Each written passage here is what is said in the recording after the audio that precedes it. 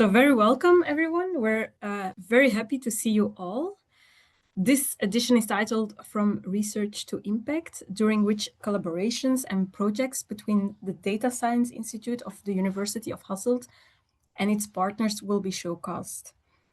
I would like to welcome the speakers who are project promoters, PhD students, master students who will share their insights on their projects, their achievements, and their personal and professional, the personal and professional value gained. This community talk has an exceptional format. Instead of ending at noon, we will take time till 12:30. And this talk consists of 3 parts. The first part is on the thesis presented by an ICP master student in statistics. The second part is on Solar Cooker for All, a project with researchers and students from the University of Hasselt and the University of Lubumbashi in the DRC. And then the last part is called Seabird, a research project between University of Hasselt and JKUAT in Kenya. Each presentation will be followed by a short Q&A, so save up your questions till the end of each presentation.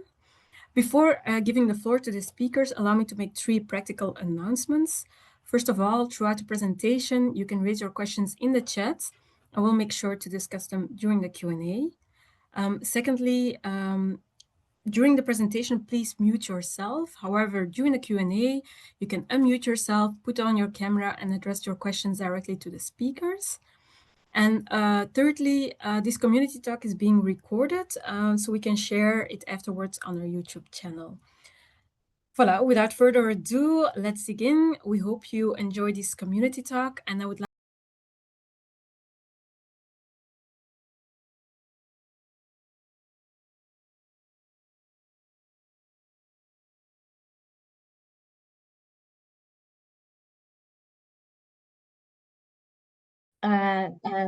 Good morning, everyone. Can you see my screen? Yes, perfect. Go ahead. Good luck. Okay, thank you. Thank you so much, Laura. My name is Rashidi Alone, as you've heard. So I'm going to share my journey of the master thesis I did in the South, in which I did it in South Africa. So starting with this presentation, I did my master thesis in collaboration with South African Medical Research Council. With the help of Le. Okay, sorry.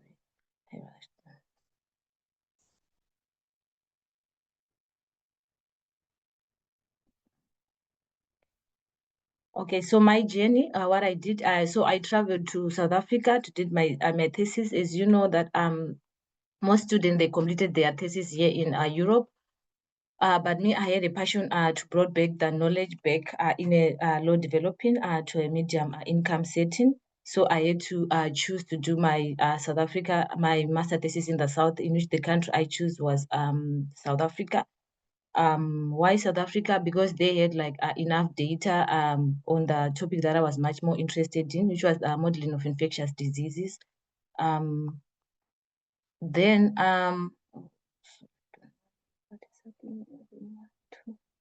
okay, so the goal of this study was to use the data and statistics to understand how COVID-19 spread across all the South African provinces, which included about 9 approximately provinces in South Africa. So I really wanted to understand like how COVID really like affected and what really happened during COVID-19, and how can we prepare for like future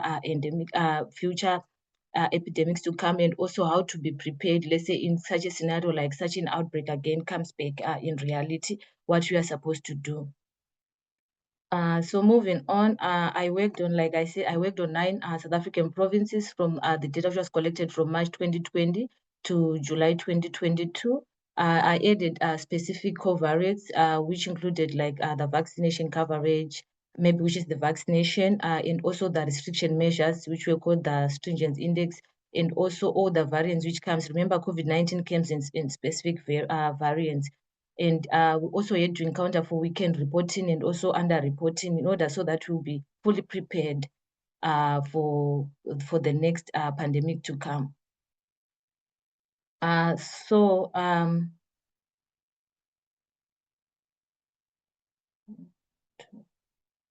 Sorry, my slides are not okay. So now, as you can see, so this shows that I don't know if you can see my cursor, shows the mouth wave nature which was happening in COVID-19, where you can see where yet the peak is high. It means that there were many cases of COVID-19 reported during that time. And where you can see here, there's like a trough, it means that there were low COVID-19 cases which were reported. So this data was collected for the whole COVID-19 pandemic. So I decided, we decided with the help of my supervisors, Dr. Tarili Red and Professor Nguyen, to come up with a model that will be able to capture both the aspects which were happening or the dynamics which were taking place during COVID-19, especially in South Africa. So the model we chose was called the endemic epidemic model, which decomposes like a transmission of cases into three major components, which is the like autoregressive component, which is responsible for within provincial transmission. Like let's say we are in a region, let's say those who are in Aslihan, we want to see if how the cases were spreading in Aslihan only, and it also helps us to see how the cases were spreading, let's say from Aslihan to another province or to another city, and also help us to see which cases were arising, maybe just from other factors we do not know account for, which was the endemic component. Then moving on forward, what I found out after I fitted this model called the endemic epidemic model, which is a spatial temporal model, I discovered that most of the COVID-19,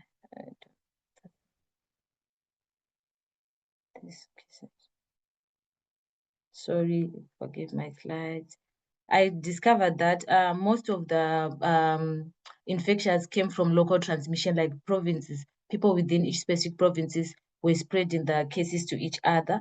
And then a little but minimum percentage was coming from spreading of cases from one province to another, where you would see that provinces which were highly populated or with large number of people tend to spill out the cases. Then also moving on, we also noticed that some around approximately 12% were coming from like background importation, which is unknown sources, maybe due to tourists, maybe due to other factors which we would not account for. So this really helped us to, especially policymakers, to report policymakers that which provinces really needed more attention, especially during the pandemic time, because the model itself would help us to see like this province is suffering a lot from background importation. This one is suffering a lot from importation of cases from other provinces. This one is suffering a lot from local transmission. So this will help them to come up with kind of like customized treatments specifically for each provinces, or intervention specifically for each provinces, to know which provinces really needed more attention in terms of it might be lockdown and extra. Also moving on,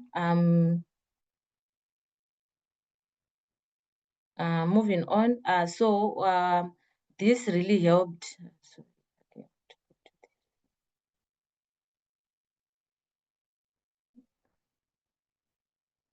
Okay, so these results really helped us to see that like here, okay, yeah, I've reached where I want to show you. So like I said, we had like the local transmission, which was the autoregressive, the neighborhood, which was the neighborhood component, then the background transportation of cases. So this is like the South African provinces, like the map of all the provinces in South Africa, which is the South African map. So this map shows that the 9 provinces we had in South Africa. And these are like the 3 components I talked about, which my model captured, which was the endemic, autoregressive, and the neighborhood component. So as you can see that from these ones, this one would show us like approximately which provinces was really affected by background importation, which is the endemic component, which province was affected much by the autoregressive, which is like the spreading of cases within the provinces. As you can see here, the darker one, like here, the Northern Cape was mostly affected by the within provincial transmission. As you can also see here on the endemic component, GP, which is the Gauteng, which is also one of their largest provinces, was affected a lot by background deportation. It might be due to tourists, it might be due to other factors we do not account for. And lastly, the neighborhood component, which is responsible for transmission of cases from one province to another. Then lastly, moving on, So during this journey, I also had to, I had an opportunity to travel and present at the IBS Uganda Conference 2025. So this was a very incredible journey for me. I really enjoyed, and I really get a lot of experience.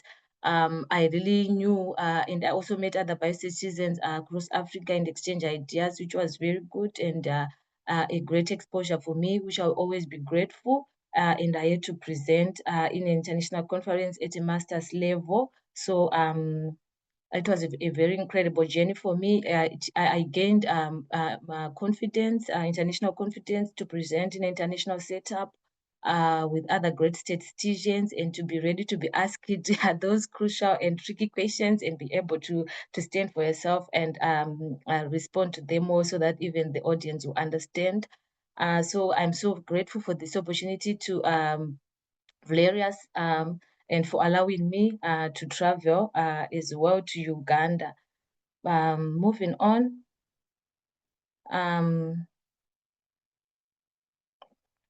Okay, so the personal and professional impact I had in this journey, I grew academically and personally. I learned independence. I built lasting research, friendships, and collaborations. I'm inspired also to keep contributing to data-driven health research, and I also saw how statistics can make a difference beyond, the study area, just from beyond outside the books. So I'm so grateful. It was a very incredible journey. I also along the way I met a great mentor, and I met long-standing opportunities and connections, which I'm very grateful of up to now. And in last, I would like to say, in conclusion, I would like to say, I would like to thank my supervisors, Dr. Tarli Red and Professor Newhans, for their support, their mentorship, and everything throughout the journey, and for allowing me and giving me the opportunity to go to South Africa, and also along the way to also go to Uganda, and for sponsoring all those travels. I'm very grateful to Valeria Scholarship, and my gratitude to everyone who supported and believed in me. And therefore, I say to you all, thank you.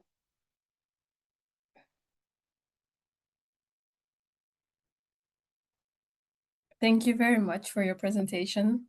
It's a bit nerve-wracking to kick off, to start, so thank you for being willing to be the first one.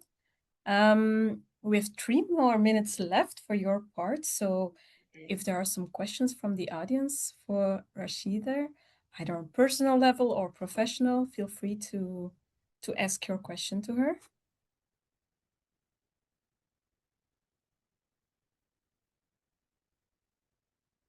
Can I maybe then ask a question?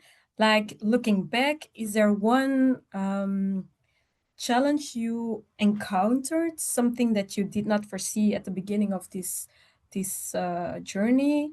So what was this challenge, and how did you overcome it? Like, what did you learn from it? At first, when I made the first step, like I want to do masters in the South, I remember I was with Professor Newhans, and by that time, we do not know how we were going to do it. And then originally I'm from Zimbabwe. They knowing that already in our country we didn't have any data set. So then he said, you know what, I'm going to look around, and I know that eventually it's not only, you're not only restricted to Zimbabwe, so we can also look at a neighboring country where we can find data. And eventually everything worked out. We met Dr. Tarli Red, and everything just came out, and everything was in place in time. And also going there, I was a bit nervous because it was an internship for me. So all the way from Belgium to Durban, yeah, I didn't know if I was gonna do it and how was it going to come out. And I remember when I went there, we haven't even finalized the project itself. So I was going there to learn how to work in a reward setup. At the same time, I was going there to finalize my project. So yeah, it was kind of a journey of I always tell myself there's always a first time to everything. Even when I was told I was going to present in Uganda, and I was like, me, I was like, am I going to do it? And then Dr. Tarli Red was like, yeah, you do it. We believe in you. Me and Neo Hens, we have agreed you do it, and it's a very good platform for you. So just feel confident and know you do it. So I think I overcome all my fears because of the people who worked with me this journey. Special thanks to Professor Newhands and Dr. Tarile. They've always believed in me. Yeah, no matter the challenges we'd face, and would always conquer and always be we come out victorious at the end. Thank you for sharing this. Thank you, and congratulations with this. We have a question from Ilse Vermeulen. Please go ahead. Yes, thank you. Thank you for sharing your findings. So indeed, for me, it's the most important as you're working with data, and I know the landscape, specifically here in Belgium already, is quite scattered of gathering all data. How did you approach it in South Africa? Is there a demographic surveillance system that you could have access to, or how did you approach that? Okay, so how we approach us to access the data is like it's Professor Newhands. They collaborated with Dr. Tarili Red. So Dr. Tarili Red works at South African Medical Research Council. So they have access to the public data, like for COVID and everything. And also this data is publicly accessible. So what we did, but us, for my thesis, we get the data through South African Medical Research Council. I can say that, yeah, in short. So we get it through like Dr. Tarili Red, because she's the one who access it and send it to us. Okay, thank you. Okay. Thank you. And then the last question from the chat. Did the model take into account lockdowns? I believe that lockdowns might have some impact in the local transmission. So how did you deal with that challenge? Yeah, we also take note of take into account the lockdowns, which were under the stringence index. That data I collected it from the Oxford database. So we had to account for the lockdowns through stringence index, and to also account for underreporting by incorporating also weekend effects, and also to see that during lockdowns, did the transmission of cases really decreased? Yeah, but to our surprise, it wasn't that. It was kind of controversial, which might be, that it's not like when the lockdown is imposed today, the cases start to go down today. It takes time. Mm-hmm. Yeah. Okay, Emmanuel, I hope this answers your question. Rashidi, thank you so much for the presentation. Stay there if you want. Maybe through the other presentation, a question might come back that is also relevant for you. But thank you very much. And now we would like to give the floor to the second part. We welcome Aslihan and Sylvain, who will give a presentation on the Solar Cooker for All project. Okay, sorry, Lola, before I go, I'm sorry, I'm about to leave. Anyone who have a question, they can just email me. Okay, I will Thank you share very contacts much if there are questions. Thank you so much, and good luck with your future endeavors. Thank you very much. Bye. Okay, can I start? Hello. Hello. Hello, everyone. I don't know, Annelies, we can move to the. My name is Sylvain Balume, Badera. I am a PhD student between University of Lubumbashi and UHasselt University. I work my PhD on design, development, and optimization of solar cooker application to household scale in Lubumbashi. I work in the group of functional material engineering at Faculty of Industrial Engineering Technology. Also, I am a member of Solar Cooker for All team and a lecturer at the Department of Electrical Engineering at the School of Industrial Engineering at University of Lubumbashi in DRC. So the big problem we have is the access to the sustainable energy, because in many developing countries, this is a significant challenge and are responsible of over-exploitation of wood and energy space, and this is caused many deforestation. Also, the charcoal are around 30 and 40% of household income. Also, the use of charcoal are responsible of health risk and inequality of education. because women and children are most affected by food collection and cooking, and the WHO estimates that 3.8 million premature deaths annually from household air pollution. So the Solar Kuka project is a collaboration between UHasselt University and the University of Lubumbashi, who have the objective to design and promote the Solar Kuka who can meet with the needs of the household in Lubumbashi. So in this project, we focus our designing in the recycled material. The importance of this project is to reduce deforestation because it's a sustainable choice, to combat deforestation, to mitigate climate change, and to improve air quality, reduce indoor smoke and respiratory heaviness by eliminating firewood and smoke. So the health impact is the cleaner air and healthier lives, to reduce premature death, eliminate indoor smoke, and also can help to water pasteurization. So the next slide. While Lubumbashi, we have the ideal condition because we have high solar irradiance. We have over 200 sunny days per year.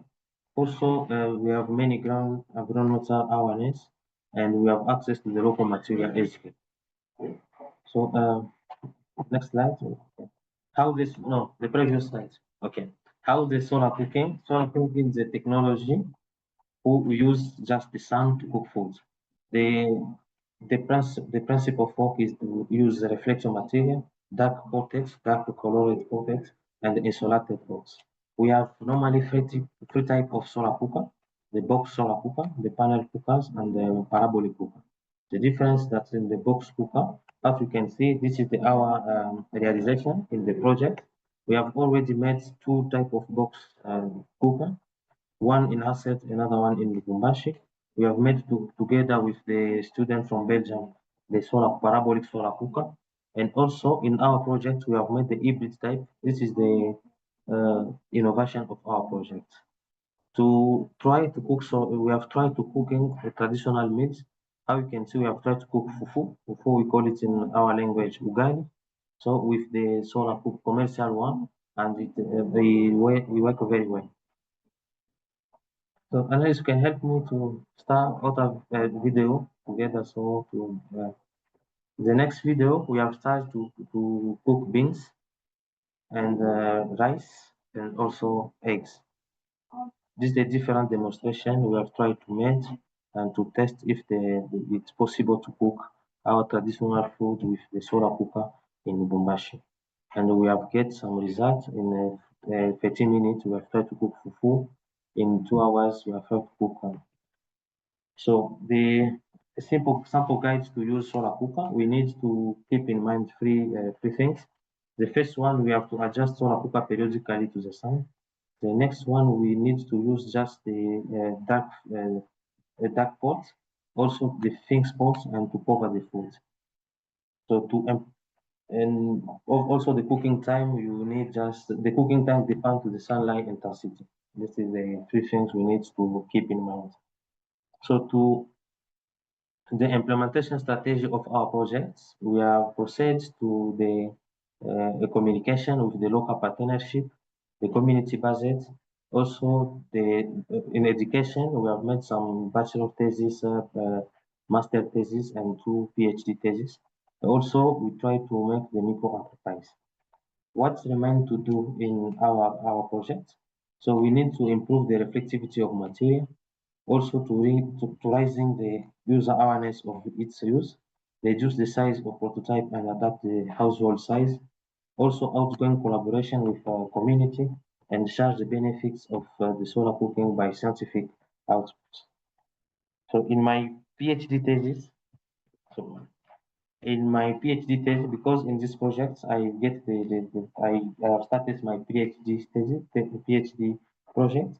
So in my PhD, I have 5 specific objectives. The first one is to understand what the different factor of favorism the use of the charcoal. Also to design different type of solar cooker using the recycled material and to compare it with the commercial model we have in the market. Also to characterize different material to be used and to see their impact on the thermal performance of the cooker. After the characterization, we are seeing that the most characteristic is the reflectivity of material. So now we're trying to work about the coating to optimize the reflection of the material. After that, we do this different simulation of the console software to optimize the thermal performance of the solar cooker. And at the end of the project, we will develop a solar cooker who can compete with the charcoal-based combustion system as we use. These projects are the interdisciplinary project. So I will give the place to my colleague Aslihan to explain the interdisciplinary of the project and different outcome of our project. Hello, everyone. Everyone can hopefully hear me well. I got involved in this project while it was already approaching halfway. I'm a biomedical materials scientist and I work at the Institute of Materials Research of UHasselt University. And actually my core focus is on PV panels, on solar panels.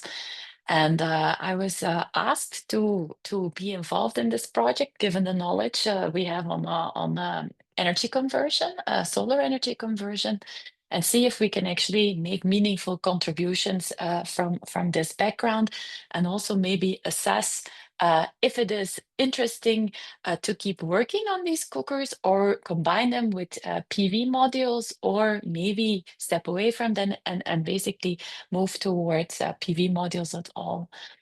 I'm here a postdoc at the moment of FWO, and my involvement has mainly then been through guiding in the initial stage a bachelor thesis. This happened then mainly when I was still affiliated with the science department. It was in the Department of Physics, where our student mainly worked on COMSOL. You can go to the next slide, Annelies. Worked on COMSOL simulations, where she basically created very simple models to mimic various types of prototypes of solar cookers that we had built, and then to basically estimate that how each of these prototypes is performing if we would change the materials that actually capture the sunlight or reflect it into one focal point, or focus it actually into one focal point. Aside from that, what we have been involved in is then actually assessing what the cost prices of a PV module versus a solar cooker. We took into account the commercial models that are already available, but bear in mind these commercial models are a significant fraction of the wage of a typical African household. So that is actually not an accessible alternative. So that's the reason why we focus on these prototypes, that we try to build from materials that the people can easily find in their environments. Our students at the Faculty of Engineering have then mainly been involved in designing these prototypes, building them, and then also making smaller prototypes that could then be tested here in Belgium to get an idea of how efficient they would be. And we do this then typically using a solar simulator. Very interesting, I would say, what came out of these findings. I think what struck with me, for instance, was that using a solar cooker would be more profitable, for instance, than using a silicon-based solar panel, as long as it would, remain operational for something like 6 years. And it would be even more profitable if we could be able to couple it, for instance, to a battery installation. And then it would be profitable if it would remain operational for, let's say, 4.5 to 5 years.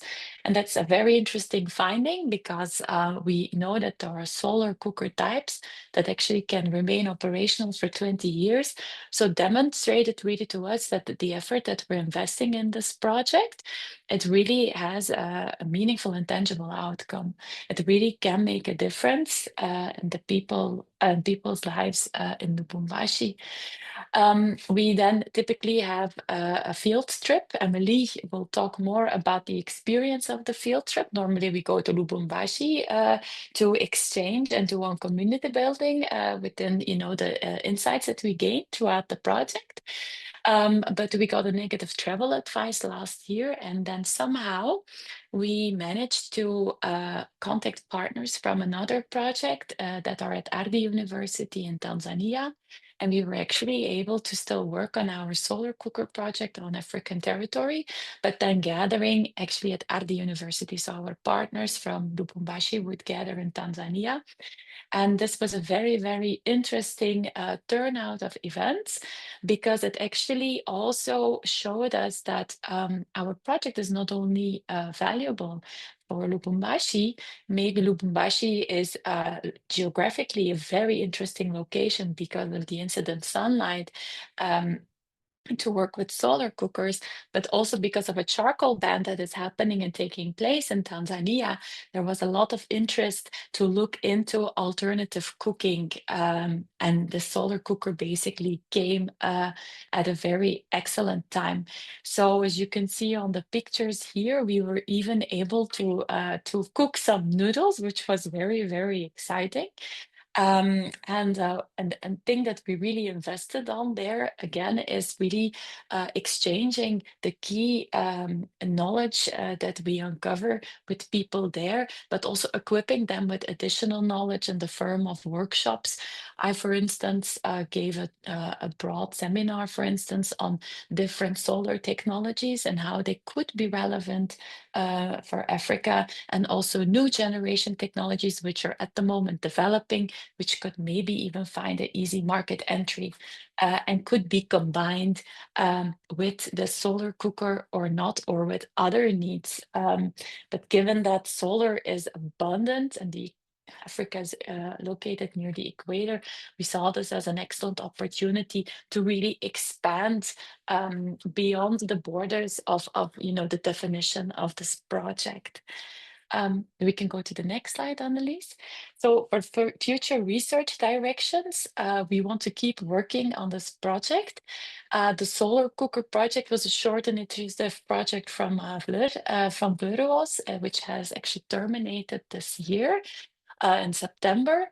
However, we are very excited. We submitted a small project application, which is an FWO Climate Award, which will give us a substantial bench fee to be able to keep continuing this project for one more year. So for the coming academic year, we look forward actually to run more device simulations and build new and optimized prototypes, which also align very strongly with the PhD thesis of Sylvain. We want to do also field validations and expand, not now only focusing on Lubumbashi, but also expanding officially towards partners at the university in Tanzania.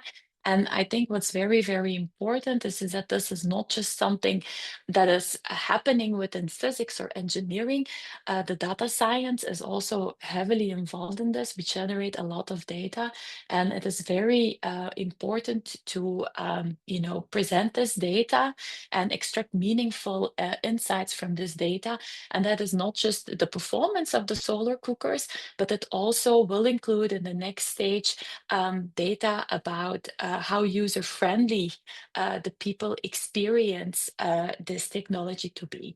So what we look forward to, you can go to the next slide, Annelies.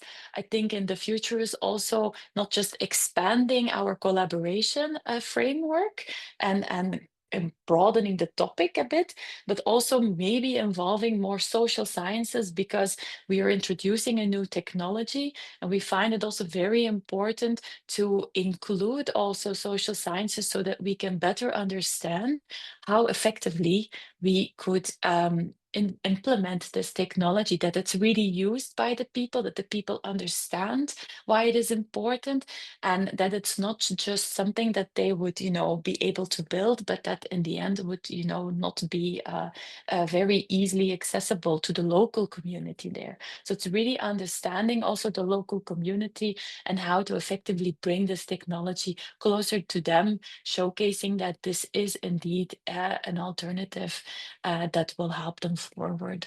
So this is a little bit our Gantt chart. So we actually look forward to hearing about our latest application sometime this year in December.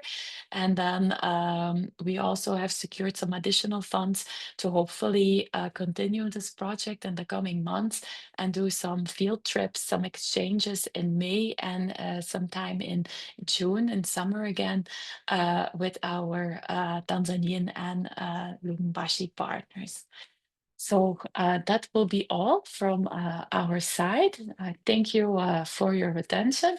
This is a group picture of some of our students from the summer that built together the parabola, which you can see over here, where some of the noodles and some of the rice was cooked in.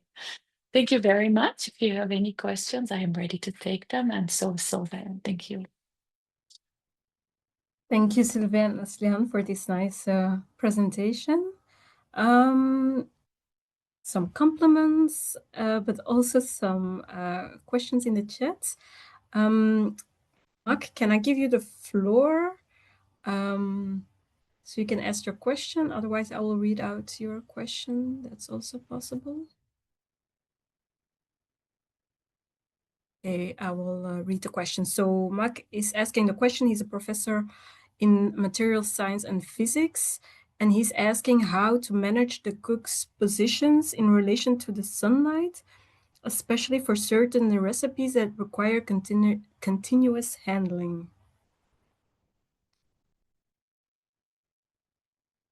Sylvain, you want to answer, or shall I answer? Yeah?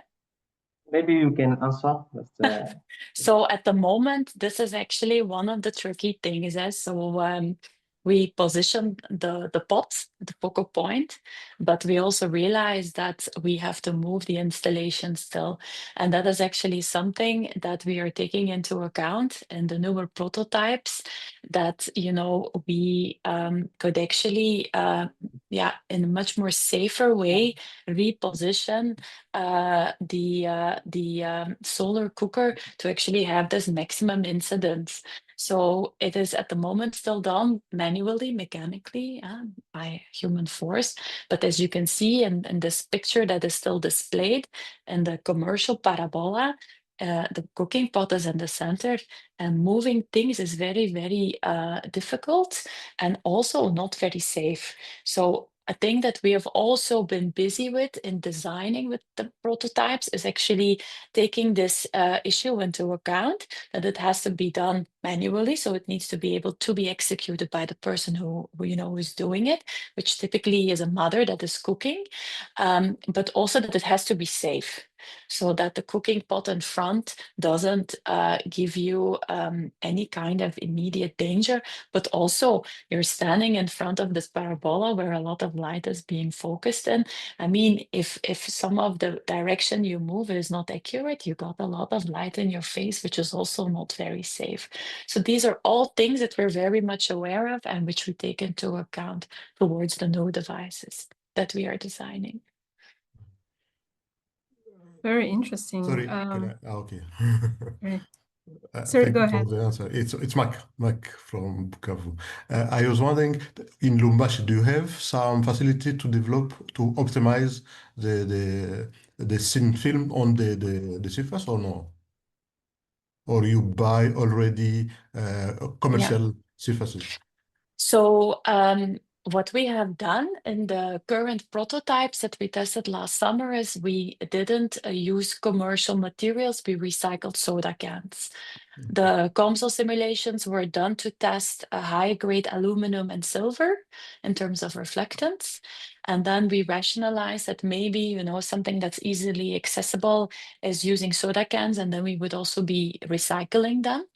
But the thing with these soda cans is that, you know, we have to cut them open, remove the tops and the bottoms, cut them open and make basically panels out of them. You have area loss because you're assembling with smaller units. And at the same time, you're dealing with something that's a metal. So there is a high risk of cutting yourself.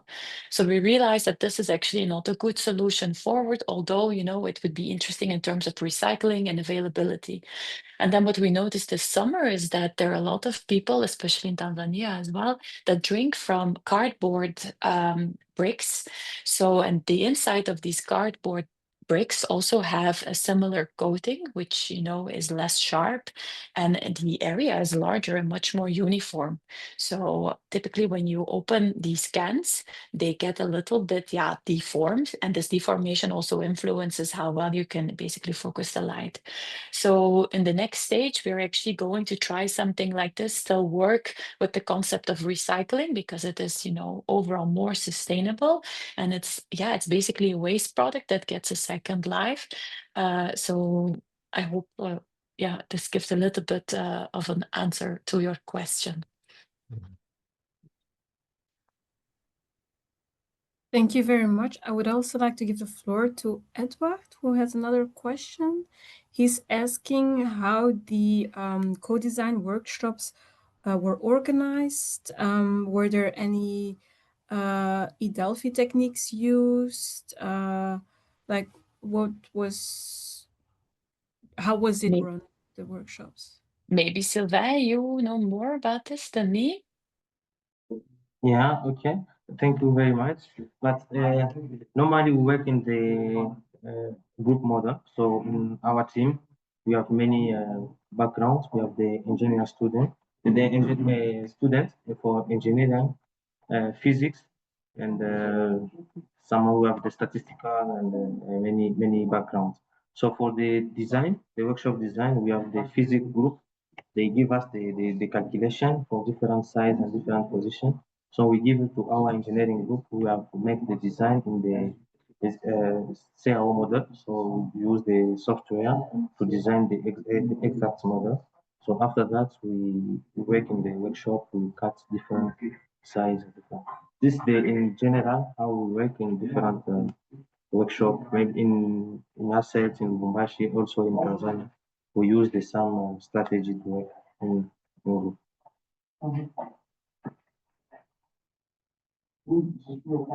Thank you, Edward. I hope this answers your question. Okay, he says thanks, so I assume it did. Thank you both, Sylvain and Ashlyn, for your presentation.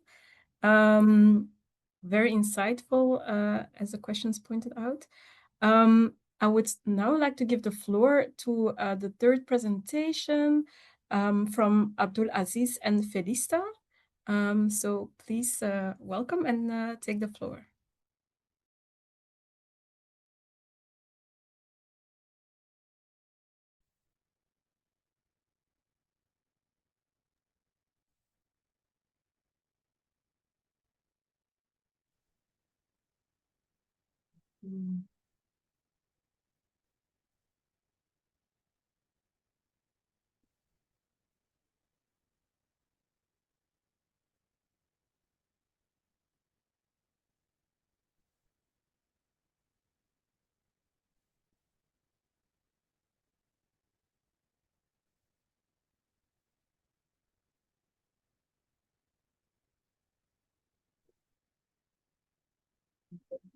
Okay, hi everyone. Thank you for taking part on the community talk. I'm Felista Kauki. I'm from Tanzania. Alumni from UHasselt University. I'm also a member of Solar Cooker for All project during my stay at UHasselt University, and I graduated from Master of Statistics and Data Science 2024. And my colleague is I am Abdulaziz. I have also graduated with the Master of Statistics and Data Science with a specialization of biostatistics from University of UHasselt. Also, I was a member of the Solar Cooker for All team for the year of 2024. We would like to share a short story about the project, what made us to dwell into the research. We know that back in 2022, about 2.1 billion people still relied on polluting fuel as cooking energy, such as firewood, charcoal, animal dung, and plant residues, as seen in the picture. Due to that problem, we see that there's a deforestation, so degradation taking place due to ongoing cutting of the trees and never replacing them. Climate change, there is a result of global warming, and this is a cross-cutting issue. All the countries and nations are now fighting about it and how to overcome it. It's due to the cutting of the trees and the ongoing activities taking place. Also, indoor air pollution, we see that here about 1.6 million deaths results due to pollution, and the high risk are the children and women who are mostly involved in cooking activities. I would say it's because our setting is a little bit different from Europe's setting. Only in Africa, women and children are only involved in cooking activities. Men are just on production part, and they see that their responsibility is to bring in money or cash. It's not their responsibility to take care of the food stuff. So that's why women and children suffer most. When our solution, we saw that it was withdrawal into renewable solar energy. This could be a solution towards this problem. Yeah, so I would give the brief explanation of the project for the year of 2024.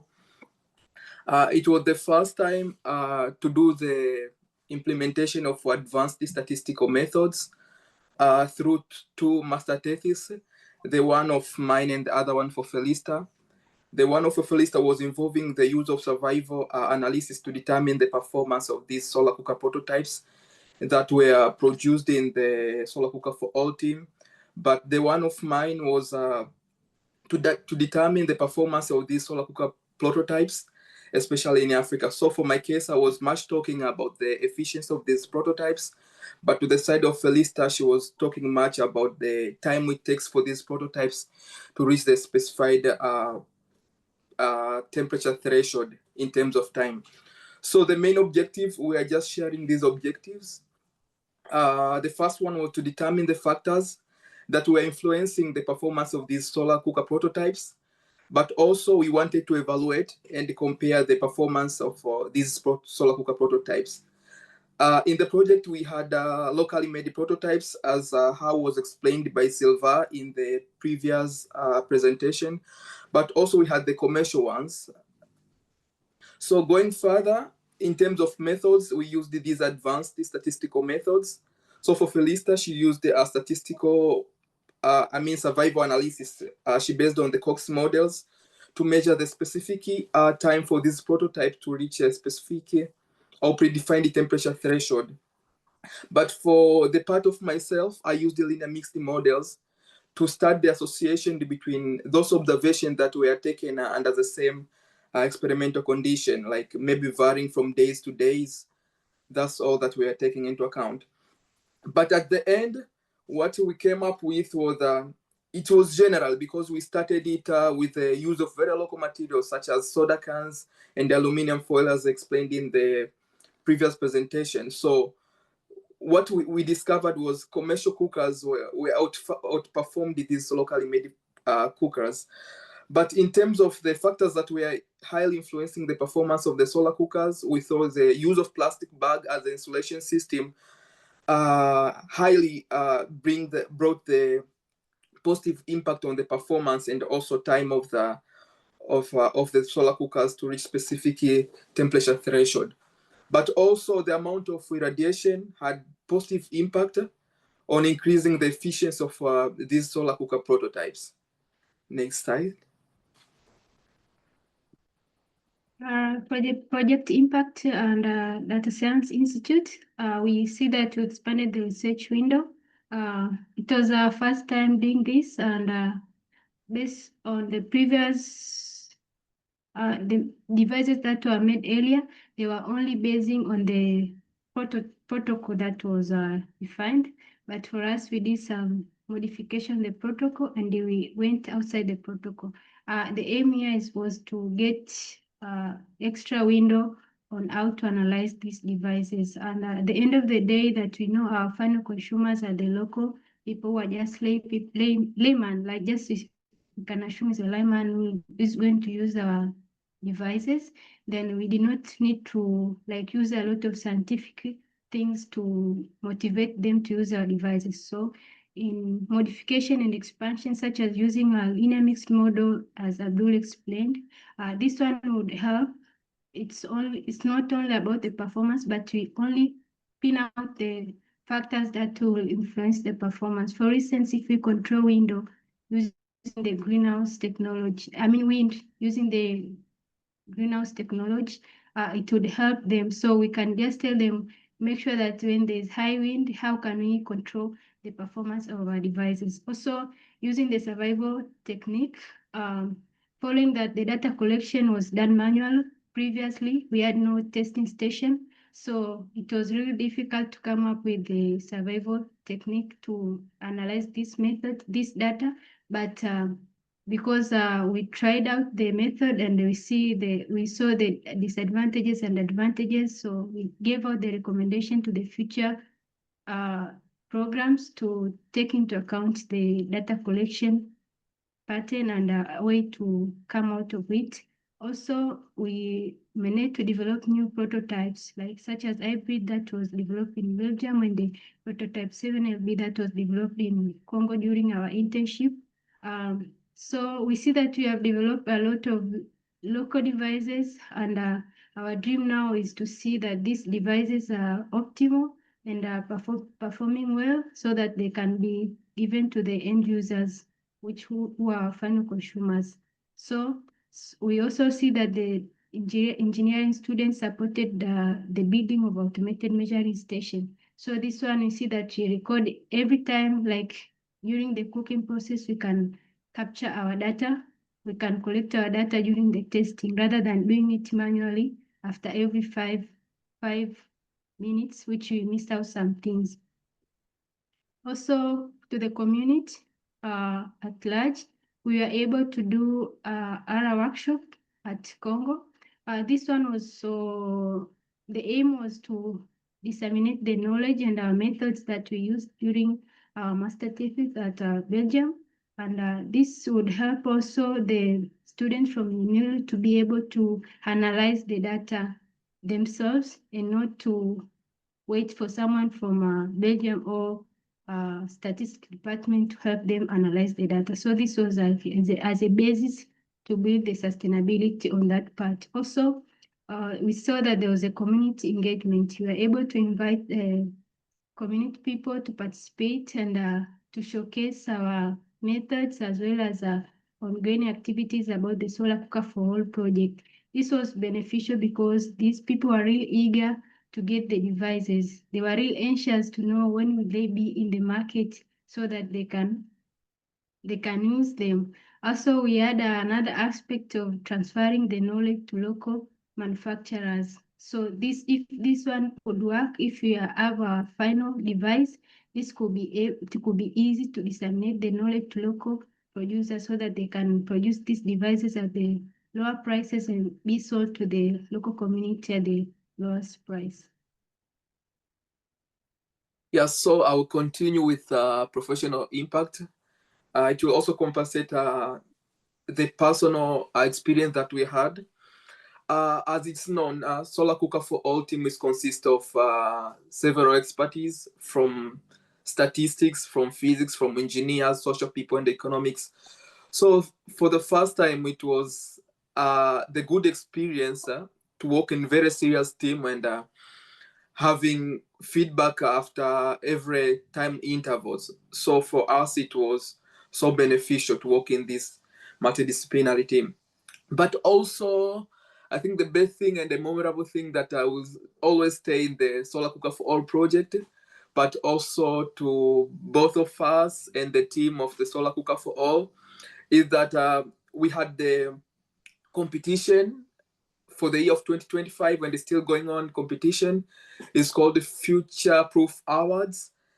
It starts at the level of the university, selecting best sustainable projects, but also is going to the Flemish level. So it was good for us, and it was good news to the Solar Cooker for All team that our project won the first position as laureates at the university level. So everybody was happy. Much support from Professor Luke and also Abraham and the Solar Cooker for All team as a student, because a lot of things that we presented, it was not inside the master thesis, but it was outside the master thesis, that we went to Congo, how we just transferred the knowledge to the DRC students, how we engage the community. I think this was the big thing that we did by that time in the project. But also, apart from being at the first laureates at the level of university, Solar Cooker for All project, now it's known for the year of 2025 as among the top 6 best project for contributing in the sustainability in the Flemish level. So it was personal contribution and also teamwork that made this being there. So thanks very much for everything and the support that we got from the students, real and also Flemish. It was the pleasure to be in this part. Thanks. And next slide, please. So generally, now we go to the sustainability contribution. I think the Solar Cooker for All project is focusing on promoting the renewable solar energy because we use solar irradiations. But if we go directly to sustainable development goals, this we just mentioned here a few of them, but if you see it directly, it's going to affect everything in the sustainable development goals. Because we have, in the first presentation of Sylvain, we have seen how people they're inhaling, how the deaths they're happening because of people inhaling these sources. So if we implement this project and it works, what we believe is that we promote good health and also well-being of the people. But also we have seen most of women and children that are just involved in the cooking activities and they're highly affected. So if we just put this into effect, I think we're going to equalize this thing and we're going to support the gender equality. But also another aim directly to this one, because we have seen we have commissioned local prototypes.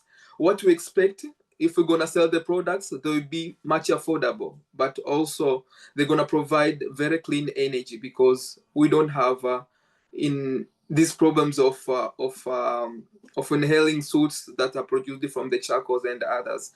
But also we have seen the problem of deforestation. What we believe, deforestation bring the problems in the climatic actions and also have negative effect on the land. So through that, we're gonna solve these two problems. But also what we have seen further, this project is done under the collaboration between the University of UHasselt and the University of Lubumbashi, but also partnership between the Flemish government and also DRC government. So it's directly going to affect the partnership for goals for these two countries and two universities. So that's all from my slide, and we can close this with the next slide. Yeah. Yeah, this is a general picture of all that took place during the implementation process, testing, coming up with new prototype, visiting DRC Congo, team up with the team in Congo, presentation of a master thesis, data science day. So all these pictures are portraying what took place during the implementation of our activities. Thank you for listening. Yeah. Thank you, Abdulaziz and Felista, for your nice presentation. I'm looking at the time now. Is there a question in the audience? I think we have room for at least one question.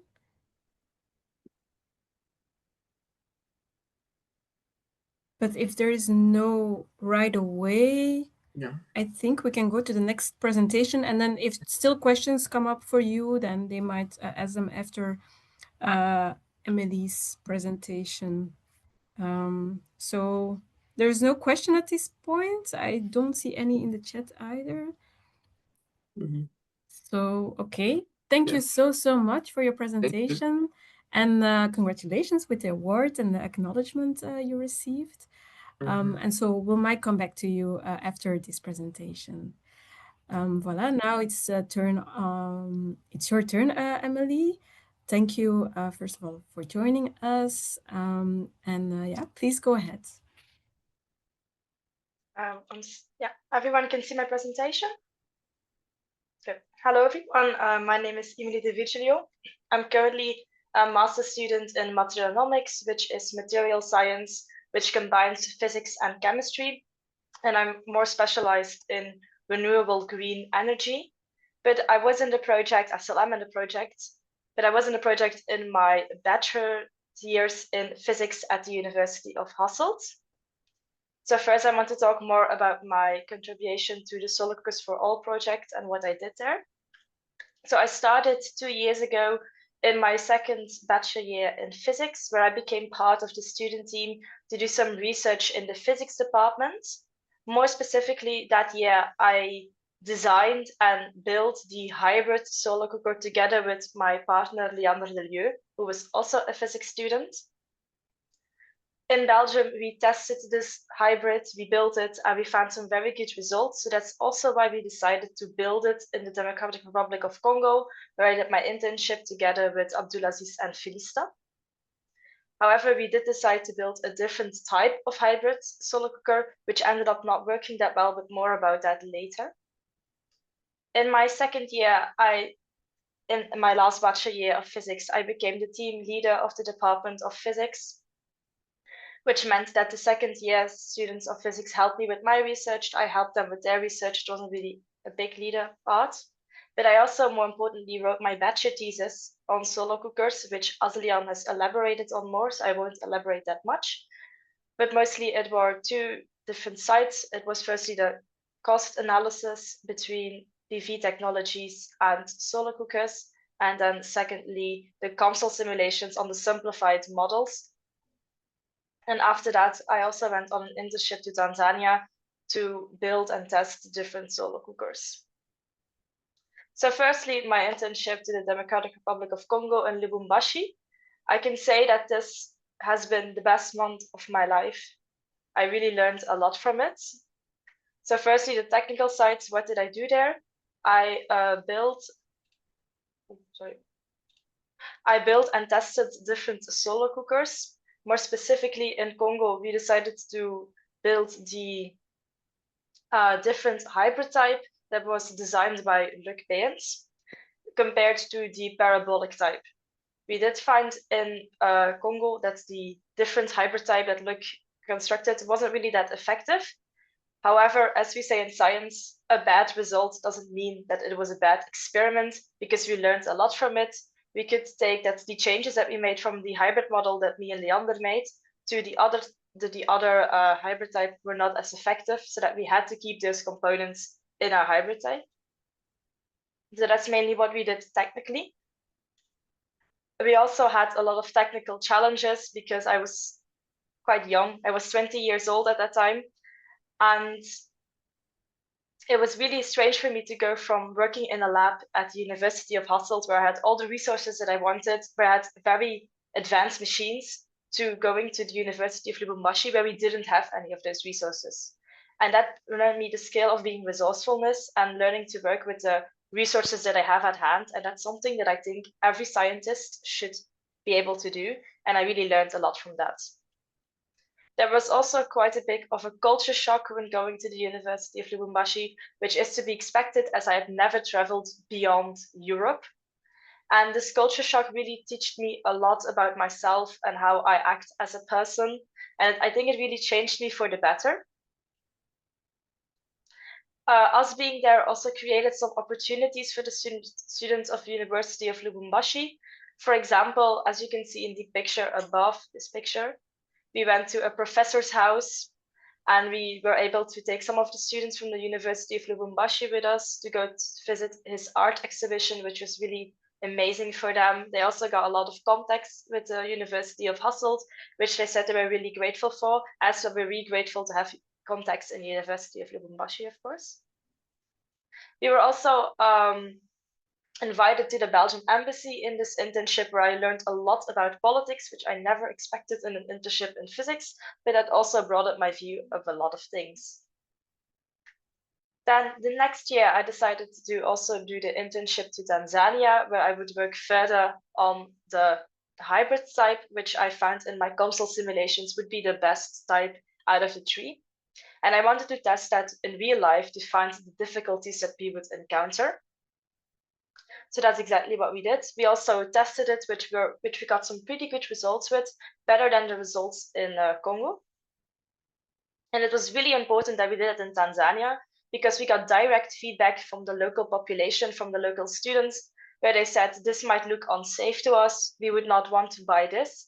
And that's also why we decided to switch from soda cans to aluminium foil, which also in my simulations, I found that would have better reflectance and which would heat up food quicker. In Tanzania, we also got the opportunity to not only work with the University of Lubumbashi, but also with the University of Ardi, which meant that we were now working with 3 universities, and it was really enriching to work with 3 different universities to see also 3 different points of views about the same project, and to then bundle those together to work even more effective. Then I didn't go on this trip, but a lot of the students who went to Tanzania also went to Dareda, which was a remote village. And they said that this was one of the best trips that they made in their life, that they learned a lot of it because it was a very humble village, and that they learned a lot about their way of living compared to how you live here in Belgium, where everything is fast-paced and we don't really think about each other that much often. I unfortunately couldn't go because I had to stay on site to test the hybrid type. I was also able to explore Tanzania in a different way that I would have been able to do if I was just a tourist, because I had Tanzanian students who could show me a bit of the more beautiful parts of Tanzania that weren't that well known. I also went to Sabasaba, which was a big festival, and I really enjoyed my time in Tanzania as I did in Congo. There were also, again, these challenges that I had in Tanzania, and each challenge that I overcome, I learned more about myself, and I became also more confident in myself as a scientist. So that's really something that I owe to this project. So then now I want to talk about how this had an impact on my life.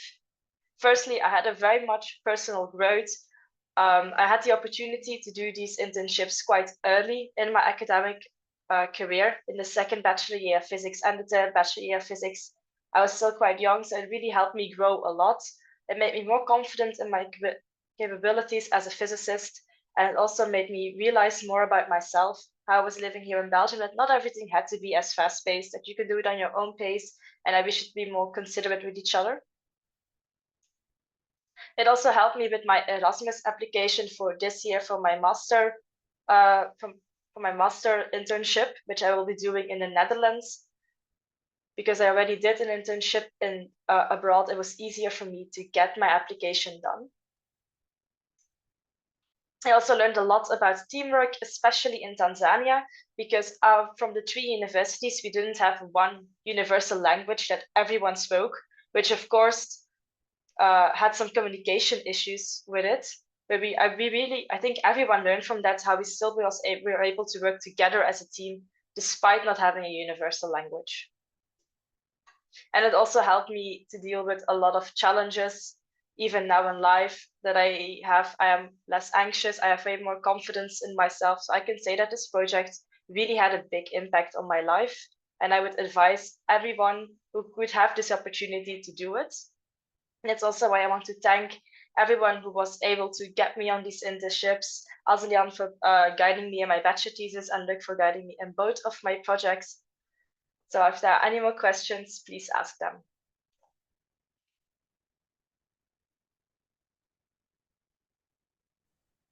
Thank you for your presentation, Emilie. I hope this inspires other people, regardless of how young they are, to also contribute or participate in an international project.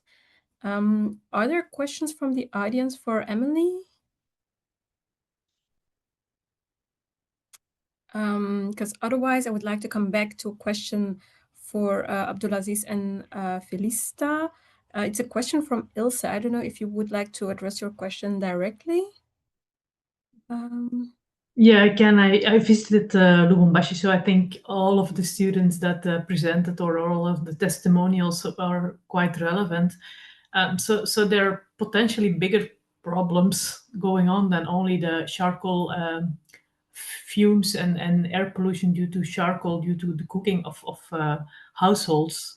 Because I've witnessed in Lubumbashi, for instance, that when garbage is piling up, they just lit it on fire.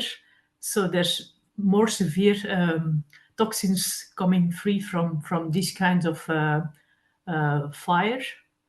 Is there any part in their awareness raising campaign that they take into account these kinds of actions as well? Yeah. I think it was from the side of community engagement, because, for example, I can say when we were constructing the prototype 7LB, the one that we constructed in Lubumbashi, first we used very local materials like soda cans. So apart from these like metals just being thrown out, we just used them. But also, what we used was the sawdust. The sawdust, we used the sawdust as an insulation system, because before we just maybe using the plastic bags to avoid heat. I mean heat that was moving out from the pots. But we used the sawdust. What we came up with was the time that we were presenting the final results to the members of the team, but also we invited these people around the university. What we did was telling them how we came up with these ideas of using this dust and waste to construct our solar cookers. So through that, we just provide them the awareness that maybe we cannot maybe ban this or what. We can still use the recycling. Like we can still use these wastes in the recycling way to avoid this pollution and everything. I think that was the best way of raising the awareness on this type of waste. Yeah, that's all that I remember, and it was so useful, and it's still useful. Yeah, that's obviously great that you target indeed students or the future users of these potential systems, but there's a lot of people that are not having access to education or whatever. Is there something like teaming up with a sociological partner? Would that be any efficient way to approach it? Also to educate people how to use a solar cooker, for instance, because I've seen there was a question, how will you really bring it to the communities if you then try also do some awareness raising, teaming up with people? Perhaps it's just an idea. Yeah, I think, we also started directly with surveys to see how people they can, we just wanted to see how people they receive this solar cooker for all, because if it will not be accepted in the very local level, so it means it will not work because people won't support it. Why are we working for it? Because at the end, we need them to use and not us to use them. So we got very positive responses from them. So that was the first thing. But also, we know it's hard to reach everyone at maybe the national level or what. But through this survey, we just reached the very local levels. But also, we didn't only reach the students, but also in the presentation, we just invited the women group of, I don't remember exactly the name. So we used them as just like passing the message to others, because it was easy to just talk to them like in very normal ways, translating the use of, I think the use of survival was much better, because it just attracted them to listen about how these solar cookers, they can be used. Like, because for my case, I was using the efficiency. Now talking to the very local people about the efficiency, first, how can I translate it? It was so hard. But I think I got a very big backup from Felista, telling them like, this cooker is using maybe 20 minutes, is using 30 minutes to reach maybe 100 temperature or to reach this level. So it was easy, but telling them directly how to use them, I think we didn't reach at that level because we are still in the level of testing and what. But we just gave them the picture on how to use them. Like, you put the pot here, the light will come from these angles, and this one you have to turn, you have to do what. But it was not fully implemented directly to the community, but it was just only show up how will that be in the case of presentation. But I hope it will be like that in the next levels. It was clear for you? Yeah, sure. Thank you. Yeah, thank you for your question. Thank you for your answer, Abdulaziz, and for your question, Ilse.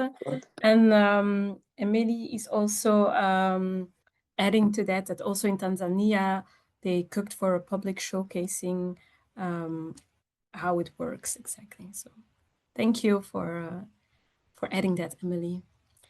And also thank you again for your presentation.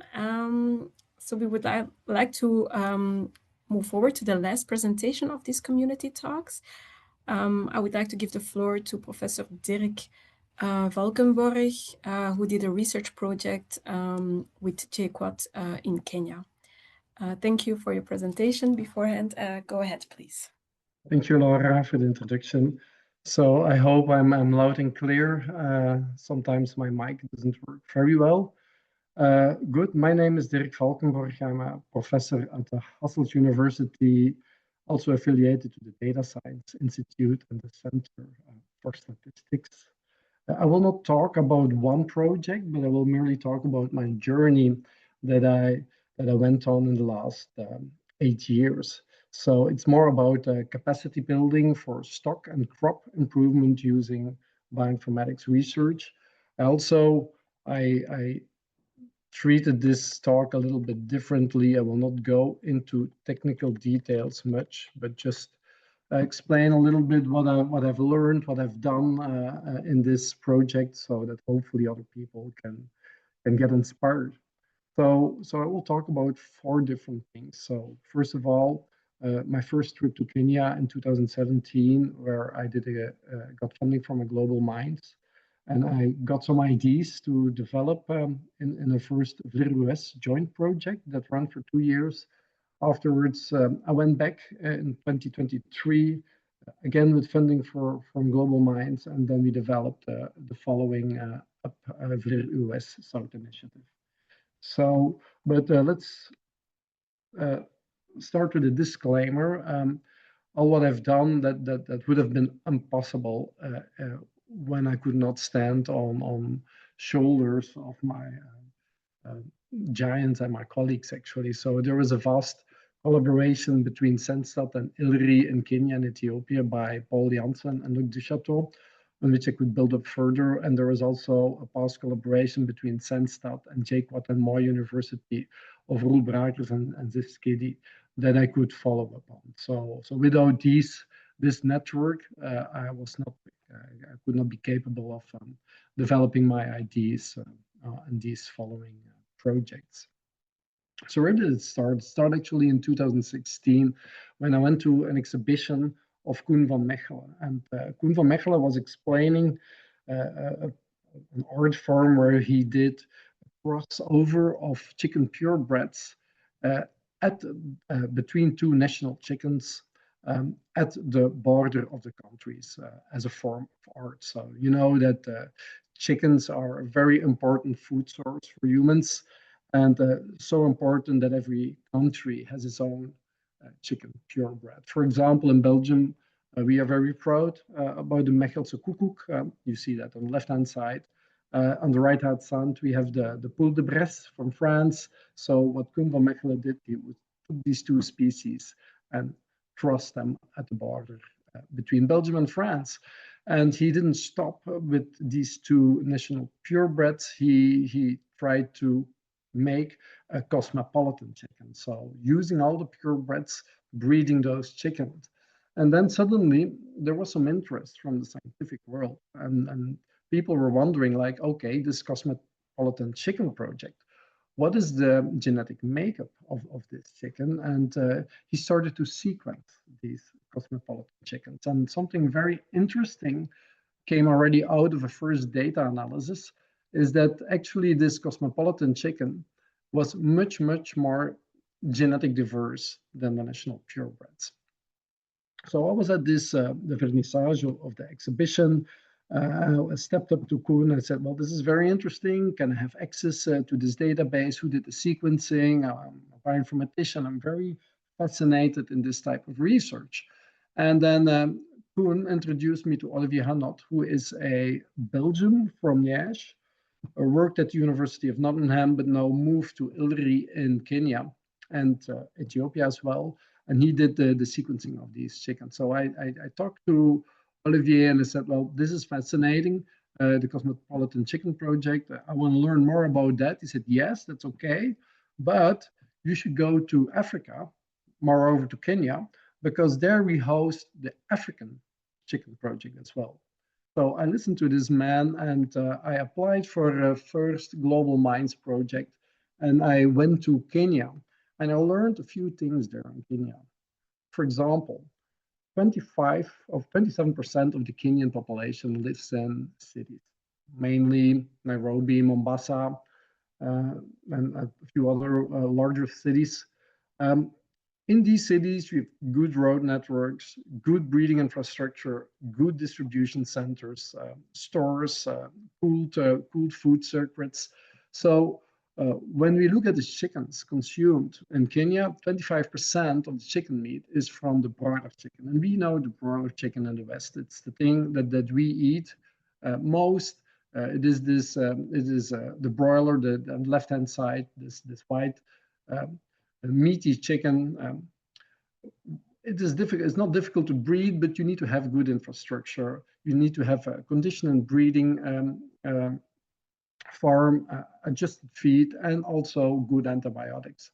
So you see the correlation here, 27% of the Kenyans live in cities, 25% eat the broiler chicken or have eggs from the layers.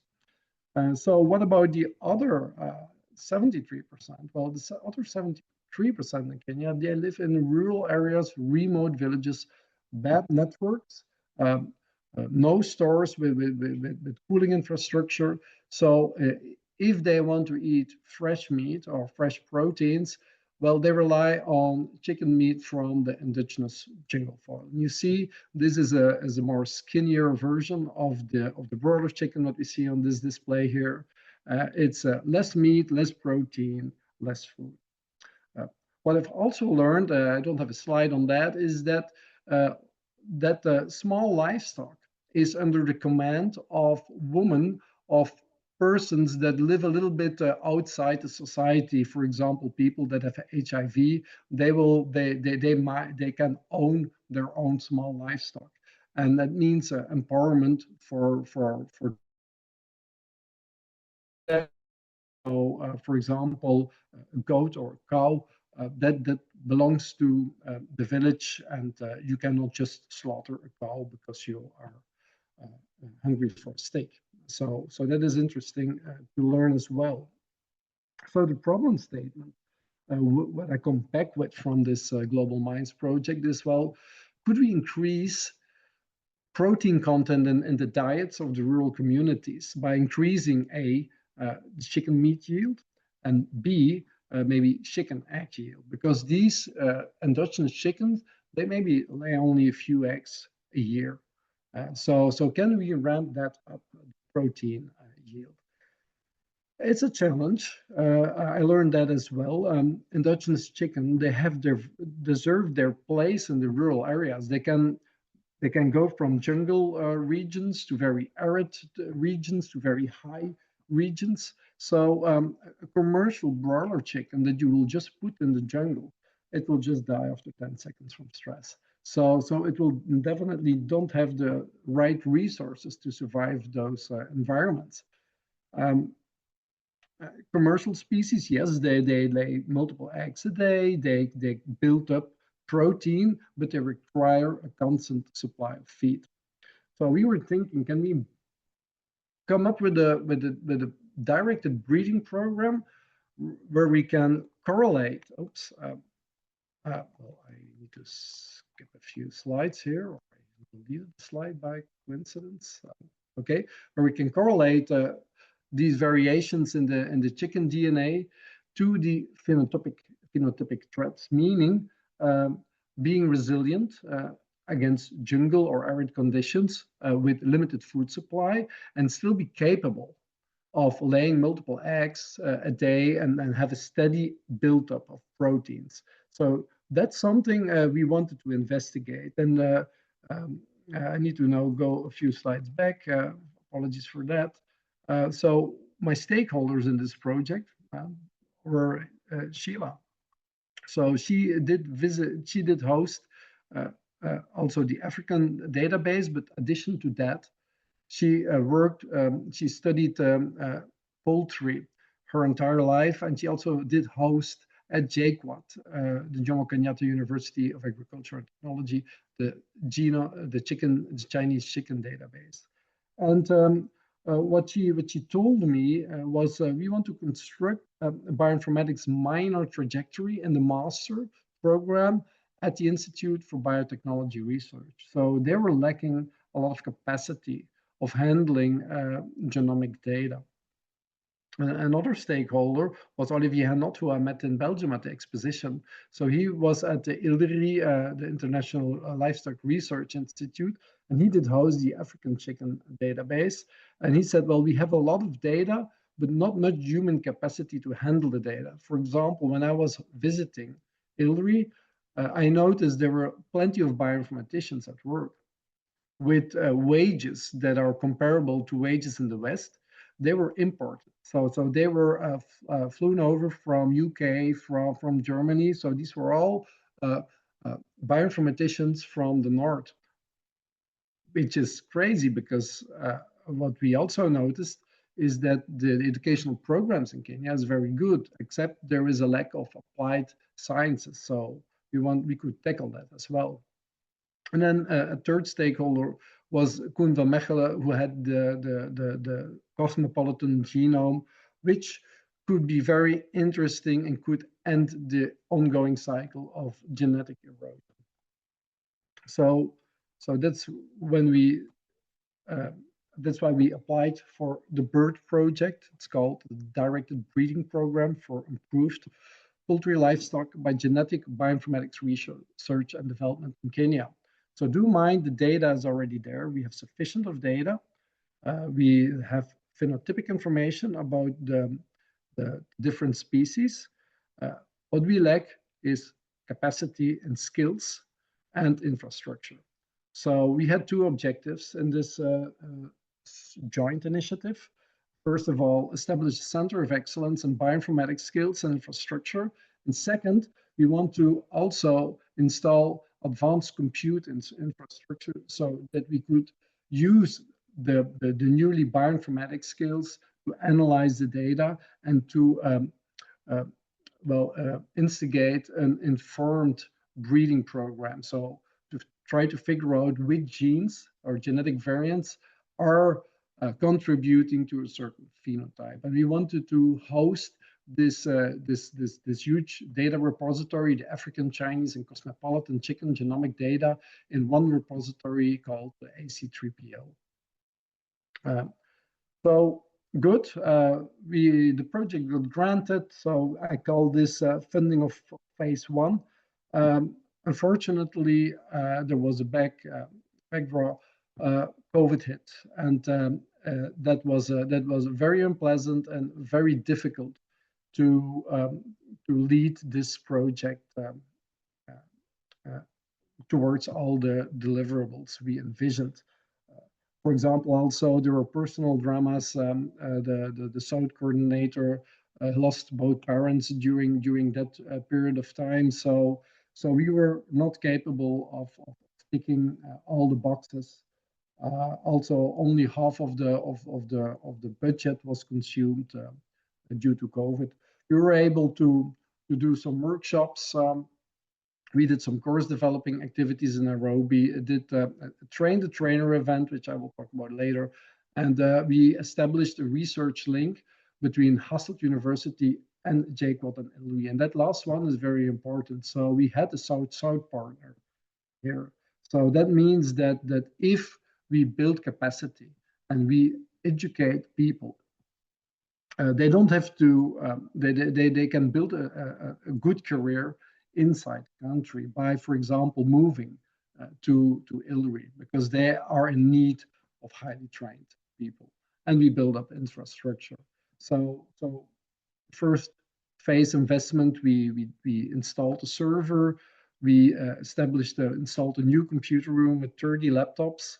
A lot of the budget went to 50% of ICT support that appeared to be very crucial. We had a liaison officer that was a contact between the South Research Institute and the South University. And we hoped we have a website, a closing event that did not happen due to COVID, and we wrote scientific papers. So the workshop, we planned for an August workshop in 2022. COVID was over, but then suddenly presidential elections happened, and there was unrest in the country. So we also had to postpone that workshop until September. So luckily, Virgilio has granted us a short extension on the budget, so we could conduct this workshop in September. It was a great success.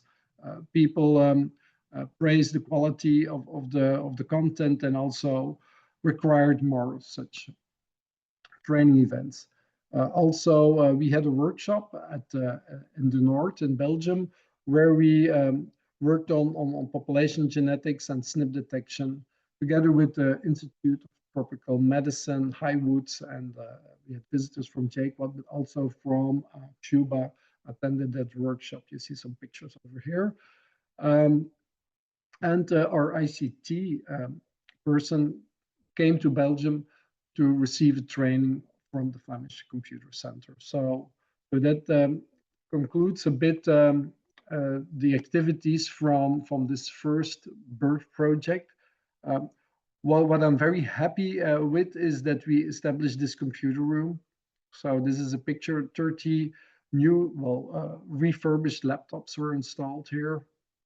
Mainly thanks to Close the Gap, we collaborate with a Flemish NGO that ships refurbished compute material to the south.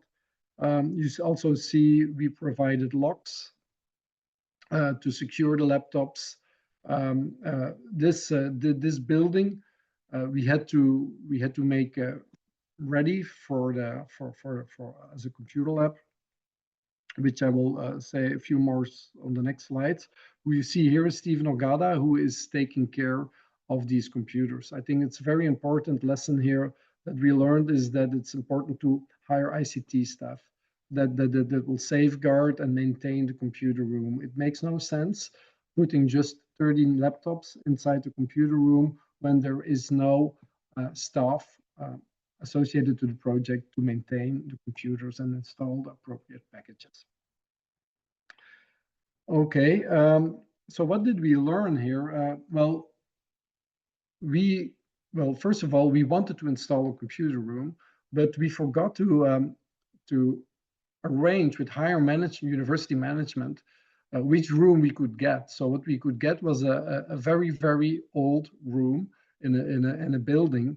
And obviously this room was not suited to be set up as a computer room. So part of our coordination cost, we invested in fortifying the building, putting anti-theft measures inside this building. You see, we put some guarding in front of the windows and the doors. Also the roof. The roofs are like not that firm as in the West, so you can enter easily such a room via the roof. So we had to also fortify the roofs. Electricity, so to plug in 30 laptops, electricity is not sufficient. Internet is not present. So we all had to handle that outside the budget of this project. So that was a major lesson we learned. Another lesson is that empowering women is a very, very important in the South. What we see is that compared to males, they have a stronger drive to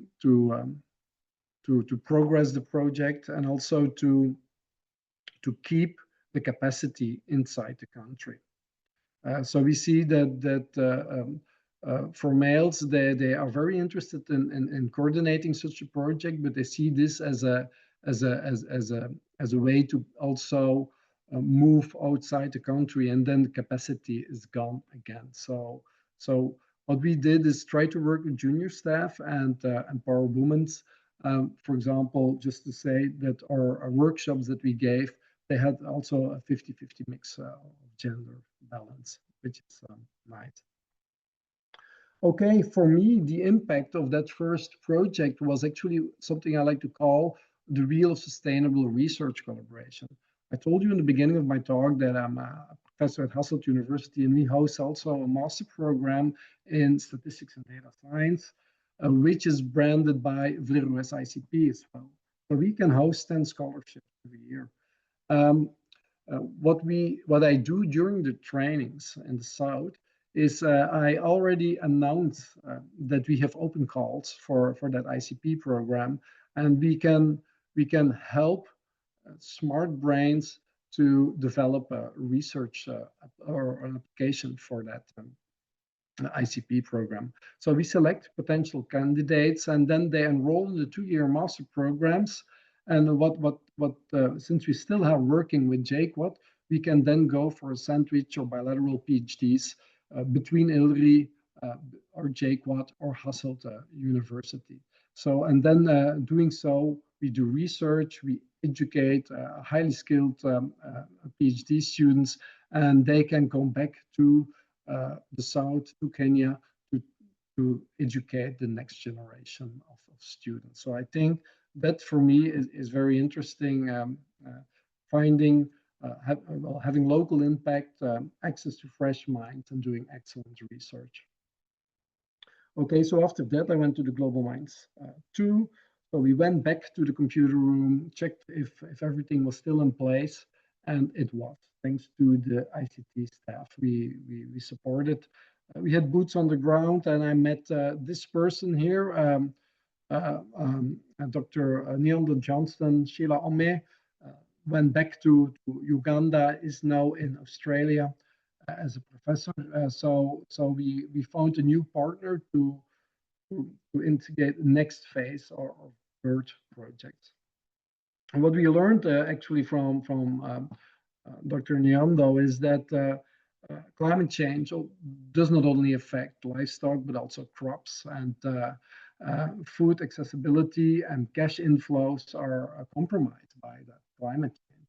So at JQuad, they focused on cash crops like banana and at Calro, at coffee seedlings that are more and more infected by fungi, and also the doom palm, slender leaf, which are staple crops in Kenya.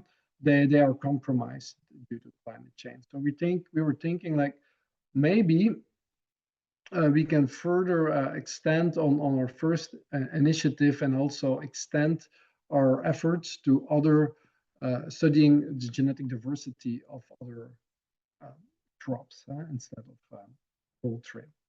So this is our few images during our visit. We also did a workshop on AI and precision agriculture. And important, I mentioned earlier that we work with junior staff. Those VLIRUS projects are deemed very ambitious projects in the South. And when they go under the coordinatorship of junior staff, that is often difficult to manage the cash cows or to manage infrastructure. So that's why during that visit, we sat together with the higher university management and agreed on signing an MOU that endorsed actually leadership to Sheila and to Nyanda. So that is also a very important lesson. If you work with junior staff, try that they are endorsed to get them endorsed by higher academic staff. Okay, so we applied for a Seabird project, so calling acronym for climate change-based food and economic instability in rural regions by directed crop and poultry breeding programs for improved genetic bioinformatics research and development in Kenya. No COVID this time, so we were capable of checking all the boxes and delivering all our objectives.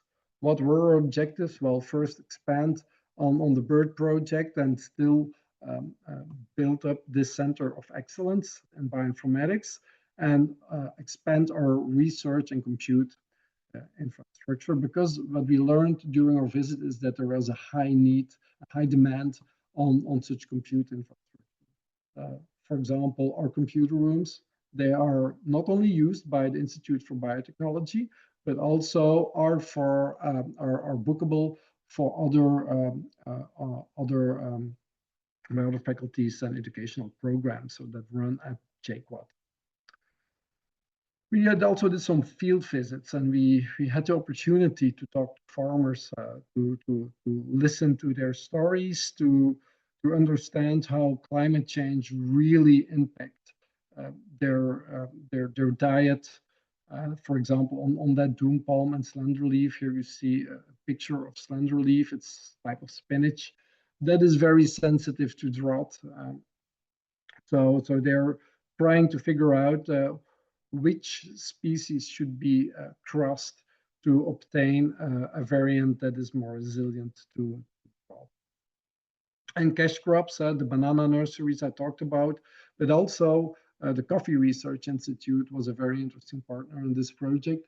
So we went to Calro and the CBR and met here several people. And what we learned here is that well, the climate affects the plants and the berries. And together with the Coffee Research Institute, we can also set up a directed breeding program to have selected crossing species such that we have more resilience against climate change. What we did was we developed 3 workshops during the last 2 years. First of all, we gave a basic introduction to programming and statistics, also hosted by Vincent Mortier. We attracted 40 students, 50-50 gender balance. We focused on postgraduates in this series, and we also had 10 scholarships from larger Kenya. So outside the Nairobi region, we handed out travel grants and we hosted those 10 scholarships. Those 10 scholarships were also selected and had to attend the entire series of 3 workshops, so that they got a certificate of attending these 3 workshops and have a decent training in computer programming, bioinformatics, and machine learning. Our second workshop, you see a picture here downstairs, that was our machine learning workshop. And then we concluded with a workshop of Leila Kodalchi, who's also in this session, on microbiome analysis. All workshops attracted 40 plus participants, postgraduates, and yeah, the scholarships were all present. What we also did is, I think, no, that, I forgot my train of thoughts. Okay, I go to my next slide. Oh yeah, we did course development.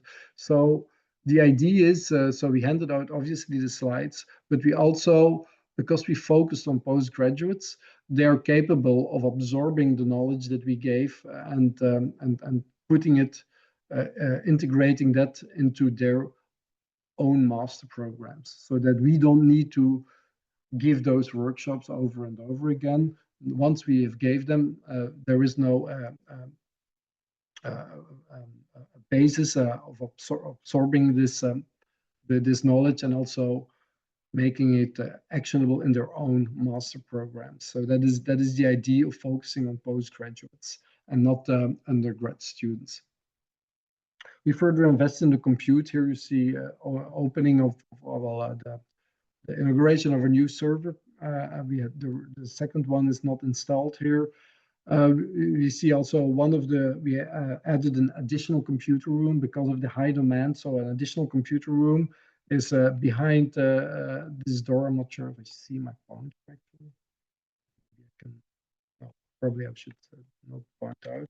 But and what we also learned from previous visits is that it can be very hot in this room. So definitely, if you have a server running in that room, 30 laptops and 40 people over there, it can be very hot. So we installed also our air conditioning units in those classrooms, and we also used additional funding for really refurbishing the rooms, doing a paint job, having curtains on the windows and making it a little bit nice. Okay, and then Johnston did visit us for the opening and closing of the academic year. We did some proposal writing, and also he got an intense training by the Flemish Computer Center. You see here to the right Leila, and to the left Sophie Thijs. We made a connection, and the idea is to further develop the bird projects into a seabird where we will focus on blue economies. What was the impact for me on this project? Well, we established the link with the Impact Licensing Initiative. That is also an I think government, an NGO in Belgium that wants to activate sleeping patterns by developing them further into the south. So the win-win is that the sleeping patent is active again. Research is done on how to further commercialize the patent, and the South has rights to use that patent for free. So in that matter, we are working with the Coffee Research Institute because besides climate change, a huge problem they have is food provenance. So to illustrate. So a farmer has, for example, their coffee berries, and they want to ship it to Mombasa for shipping to Europe. What happens is that there is some monopoly by those shipping companies, and what often happens is that they have high quality berries, so they get high quality berries from the farmers, and then they say, well, upon arrival at the harbor, we see that the quality has you lost 3 grades of quality, so we can only give you this amount of money anymore for those berries. And the farmers, they don't have a choice; they just need to accept that there's a reduced monetary value here. So what we are trying to make is having a quality assessment system based on AI and an image of a mobile phone to count and also assess the quality of the coffee berry. So here you see. On the right-hand side, bottom, you see actually a white paper where we put a few coffee berries. We count the coffee berries and we assess the color and put a quality score on that. So we're developing this here in collaboration with the Coffee Research Institute, and also this is further continued in cardamom research now together with India. So that's how you see that whole northern tech can be beneficial in the south. So I'm almost done with my talk here. So we had funding phase 1 and 2. Now I want to apply for a second short initiative called Seabird, where we will focus on water now, on blue economy. Because in Lake Victoria, the fisheries are facing parasitic worms, which threatens the fish stocks in Lake Victoria. During the trainer events, Dr. Nyando met our professors at UHasselt University, Nicole Kmentova and Maarten van Hove, who are doing research on parasitic worms in freshwater fish.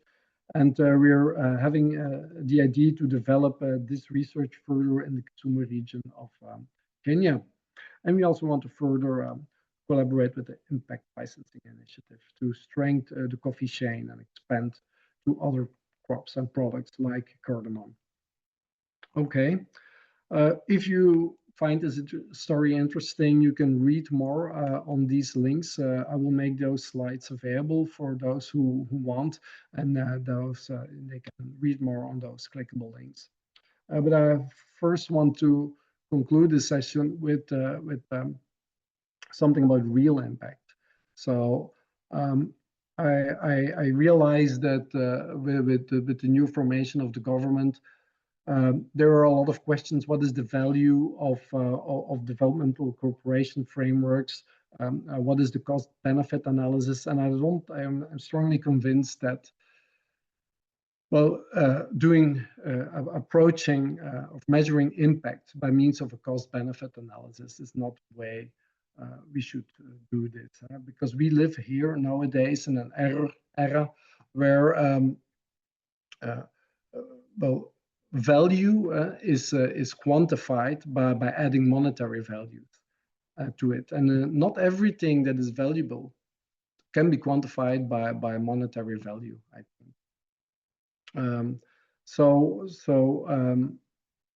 Yeah, there is a lot of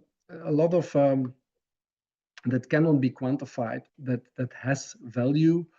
For example, like indirect impact, and for me, keyword is diversity. And what is the value of diversity? Nobody thinks about that. There is no direct monetary value that you can add to diversity. But when humans starts to migrate, nobody was thinking like, oh, what is the cost-benefit analysis of migration? But what it ends up to is genetic diversity.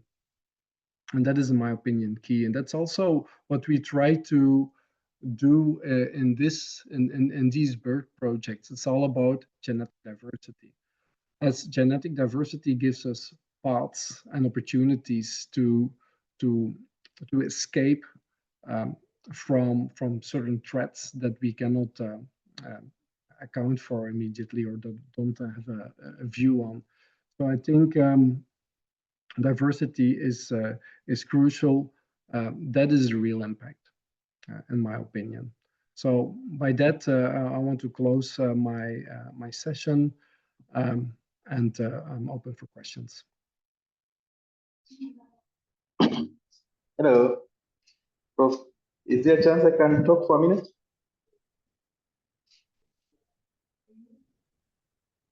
Hello.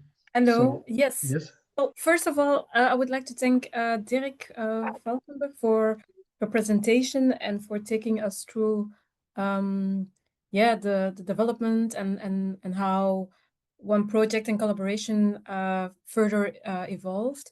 And also thanks for the last thought you shared. I couldn't agree more. And this is something we are working on with Fleur-Uros. On the one hand, creating a narrative that resonates with the government, but also starting from our own strength and indeed showing exactly what you said, like other impacts that are generated by the projects that can't necessarily be quantified, but that doesn't mean that there is no impact or that there is no value. So we're working on that very hard. But thank you very much for sharing that. And on that note, I would also like to thank the other speakers who took the time to establish a really nice presentation, to take us through their projects, their personal and professional achievements. We really appreciate that very much. We're out of time. Is there one last question for Professor Valkenborg? In that case, I would like to give you the floor. If there is one last question. There wasn't in the chat. Hello. But yes. Who is this, please? This is Dr. Johnson Neondra. I'm talking from Kenya, JKUAT, Nairobi. Hello. Hi. I was just requesting for less than a second to just add something small on what Professor Dirk mentioned on the impact. Yes, one of the things, please go ahead. one of the things that skipped probably the presentation was the fact that all the trainings, we brought together about 16 universities in the training in different capacities. Some of them were lecturers, others technicians, and postgraduate students. And one of the things that has become very clear on the impact space is that now they have written a formal request on how they can continuously work with the institute in that specific bioinformatics lab. So the impact is one of the things that we are looking at.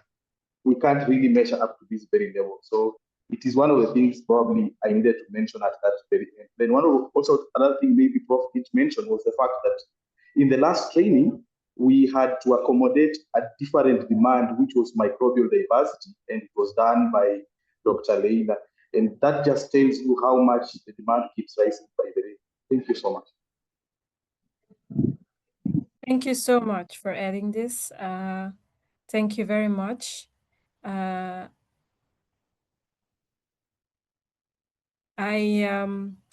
looking at the chat. I only see people thanking for the presentation and expressing their appreciation.